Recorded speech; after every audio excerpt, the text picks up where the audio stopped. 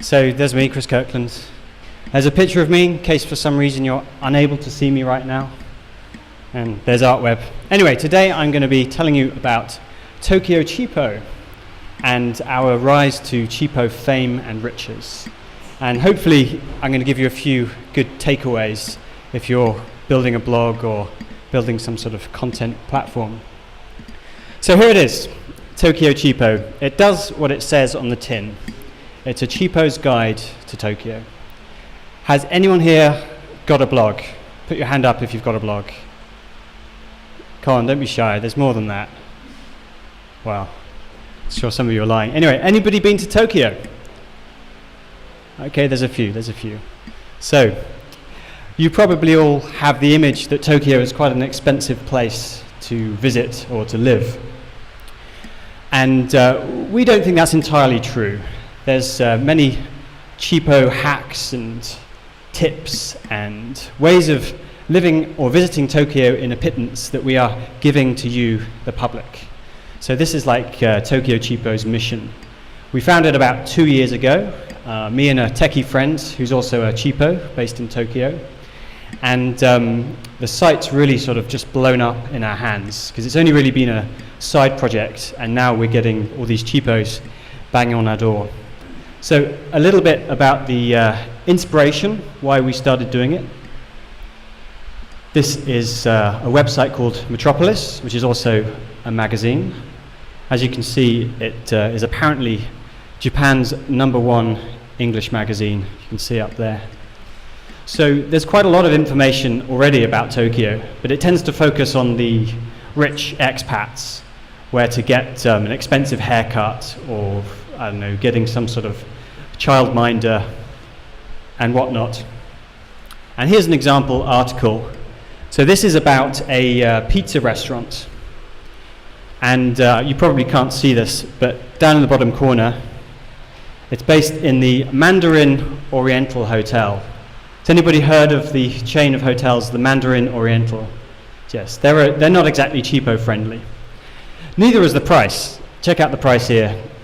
3,500 yen to 5,000 yen per person without drinks, plus 13% service charge. Can anyone tell me how much 5,000 yen is in US dollars? Anyone shout a guess? 50, yes. It's $50. So this is in the range of $50 for a meal. And I'm sure it's very good. I'm sure it is excellent, because there's lots of really excellent eateries in Tokyo. But if I flick back a couple of slides, you'll note we have also reviewed a pizza restaurant. I don't know if you can see down here, we're talking about 500 yen. That's a tenth of the price. And this is proper wood-fired oven, genuine Italian pizza. So this is what we're about, finding the cheapo hacks, offering quality at good value. So, what's the next slide? I remember. So, have any of you guys heard of the Mercer report?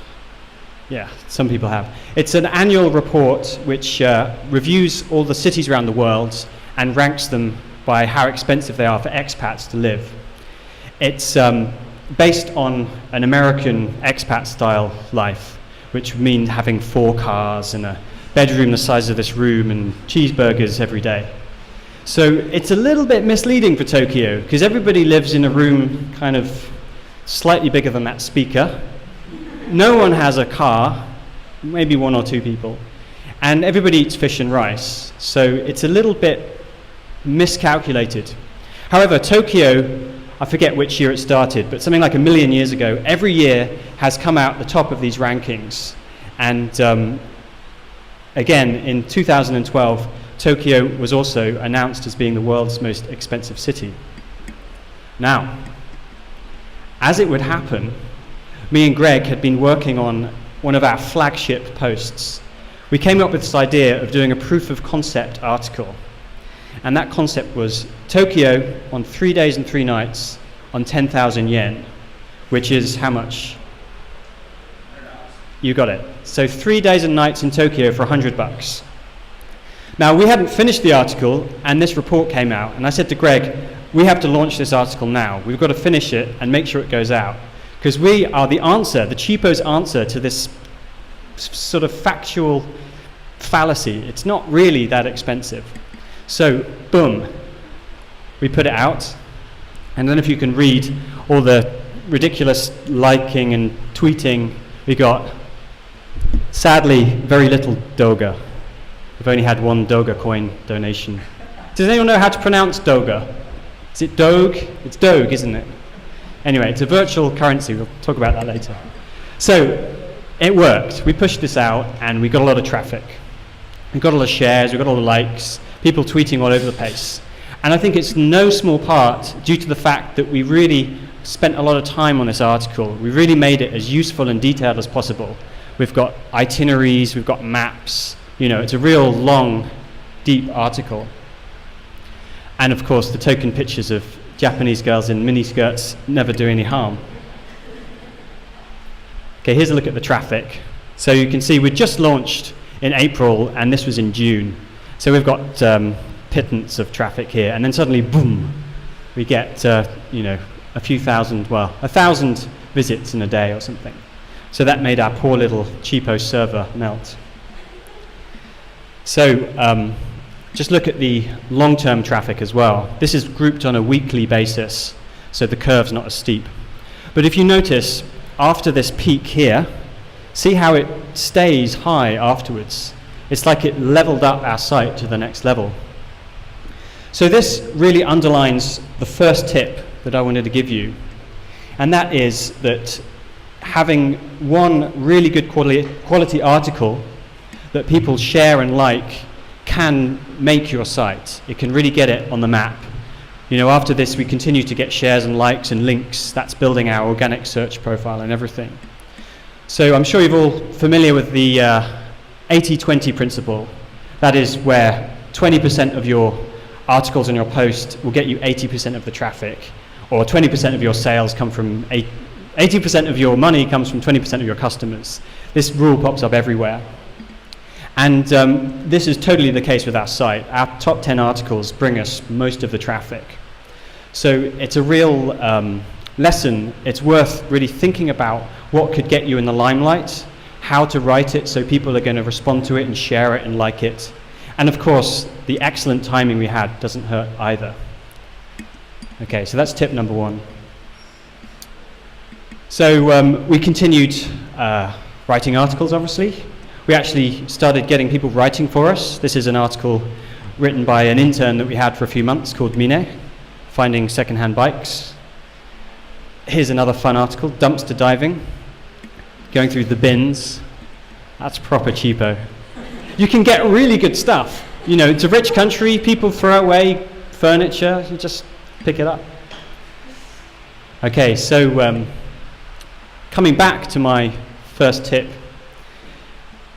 this is the Facebook page for Visit Japan, which is the US Japanese tourist board establishment. And they've got a rather popular page here, lots of like love there, which I don't know whether they bought those likes, but they do get a lot of shares and interaction on their page. Why am I mentioning them? Well, a year after we published that first viral article, the 3 nights on $100, these guys shared it as well. And boom, we got another nice kick of traffic there. That's absolutely dwarfed what we had the first year. So this article, it keeps coming back. People share it again and again and again. And the more exposure it gets, the more likely somebody else is going to share it.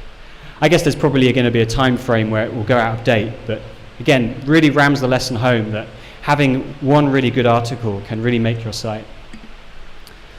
So, whilst we're on the subject of traffic, this is the organic search traffic. And you see it's just month after month just going up and up and up. There's some fun keywords here. Obviously, we've got Tokyo Cheapo, which is great because that's branding. People are searching for our name. But we've got some fun keywords here. Tokyo sex, sex in Tokyo, or sex Tokyo. Why are we getting these keywords? It's not like we're selling any adult toys or anything, or sex. It's because of this. I wrote an article and I just couldn't resist putting cheap sex in the headline. And this also got plenty of likes and shares. This isn't really about sex, not directly.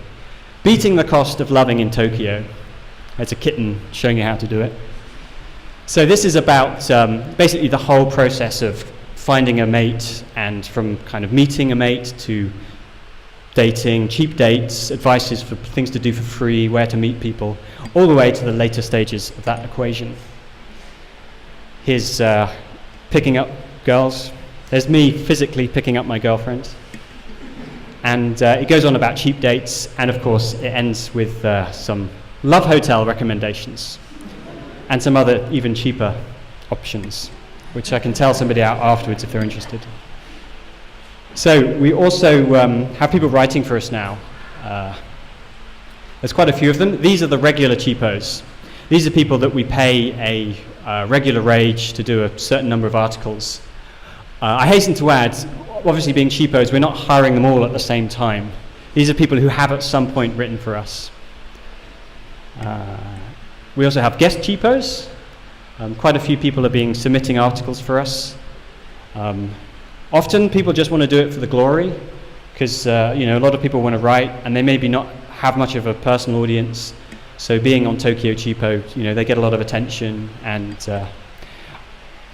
here's some more cheapos. The latest one looks a bit like Bjork. I haven't met her actually. So just a little story. Grace down here, she has a blog called How I Became Texan. And when she came to us, she didn't have much of a profile or exposure. She's a really good writer, diamond in the rough. And we took her under our wing. And sure enough, she's now a superstar blogger. The Huffington Post poached her off us, so she writes for them. And her own blog has gone through the roof as well. She's kind of fairly well known in the sort of married to a Japanese man, dating Japanese men keyword niche. Anyway, fortunately, she's still kind enough to write for us every now and then when she's not stepping off her private jet from AdSense. So we've continued to build the site, adding more functionality. We've got map functionality. We're doing more in-depth guides, area guides. We're starting to pin places on the map, so making it much more functional. We're doing plenty of mammoth articles. Here's our accommodation guide. And we did a lot of research. We reviewed all the cheapo hotels around Tokyo and ranked them on location, rating on hotel sites and whatnot. And we published our list of what we think are the best cheapo accommodation options. And of course, we would cover capsule hotels. Has anyone stayed in a capsule hotel? Yes, this is my man. Yeah, I haven't actually, disclaimer, but I think they're a really awesome thing to do if you're in Tokyo or Japan. Firstly, they're very cheap, obviously. It's like $20 a night. But it's going to be such a novel experience sleeping in something that's, twice the size of a coffin. So, of course, you can go super cheap and you can sleep in an internet cafe. And actually, they market themselves as being rivals to hotels. I haven't seen this in any other country, but they have showers and things, so you can have a shower in the morning. So you can choose between having a nice comfy chair or you can sleep on a tatami mat. We also expanded our media portfolio by doing a podcast as well. That's just me and Greg. We just switch on a microphone every few weeks and just blather about cheap stuff. We're experts. So who visits Tokyo Cheapo? Who ignore the headline. I'm not trying to get anybody to advertise here. It's because of the demographics. So 50% of our traffic is from Japan itself. The next largest segment is, surprise, surprise, from the US. What's quite interesting to us is we've got a lot of traffic from Southeast Asia, Singapore being the third biggest segment, and a lot of the smaller ones are Thailand and other Southeast Asian destinations. So what else? We get some really wonderful feedback. This is perhaps tip number 2, is often emails and messages to us start with, I'm a cheapo, and thanks to your site, I saved $1,000 on my holiday in Tokyo. The fact they're using the word cheapo, it's just working. We're getting people to identify, to kind of not be embarrassed about searching good value, to seize it by the reins. Yes, I'm a cheapo as well. So there's a real branding win for us there. Tip number 3. Homeless woman lives in a man's closet for a year without his knowledge. That's not the tip, just make that clear. This is some friends of ours, Tokyo Des. They're another popular Tokyo website, and we met them on the internet, as you do. And part of our strategy is to partner up with other biggish Tokyo sites. And so what we do is we cross-post, we share each other's posts, we do guest posts, we tweet each other's things, we like each other's things, and we also link to each other's sites. So it's a real win-win. They've got quite a good traffic profile, so have we. Very related. We're not really competing with each other, so it's just a win-win. My cheapo traffic tip number 4. As you may or may not have realized, I've got a very strong technical background, and so optimizing the site for speed is something I do just for fun at weekends. However, this is not without good reason. Some of you may know already, Google penalizes sites which don't have a good user experience. And one of the things it says is important for a good user experience is the site loading quickly. So if your site is too slow, you're actually going to get penalized and you're not going to do so well in your organic search results. So I've pulled out all the stops, or some of them anyway, to get the speed of the page up. And there, I don't know if you can see this, the actual initial page is being delivered in less than 100 milliseconds. And, scoring pretty well. So that's cheapo tip number 4, optimize your site. I can talk for hours about this, so if anyone's got any technical questions, you can ask later. Okay, so just finish with a look at the way the site's grown. This is the traffic from when we started back in April 2012 to April 2014. How interesting it is that the huge spike in traffic when we started is just like dwarfed by our daily traffic for the last year or so. And it continues to grow. We're about 50,000 unique visitors a month, and it goes up and up. Probably be hitting 100,000 by the end of the year. So what else have we got? Yes, money. How are the cheapos paying for their cheapo private jet? Well, at the moment we don't have a private jet. We have a reasonable income from AdSense and hotel affiliate bookings, which allows us to pay the writers. But we're just in the process of writing a book. We're writing an ebook, A Cheapo's Guide to Tokyo. And we're going to launch this on the crowdfunding platform for books, Publishizer, who are based in Singapore. And so we're hoping to push that out next month or the month after. And this is our first plan on monetizing the site, is to actually sell a guidebook. Later on we might do an app, but this is our first plan. And that's just the beginning. World domination, obviously, is on everyone's minds. So our worldwide brand will be Cheapo Guides, and we're going to cover all the other expensive cities in the world. Obviously, Tokyo being a good start, Shanghai, Hong Kong, London. So we've got all these landing pages where you can stick in your email address and get on the Cheapo VIP launch list. So that's Tokyo Cheapo. That's all I've got in my little presentation. And you can give me a round of applause now.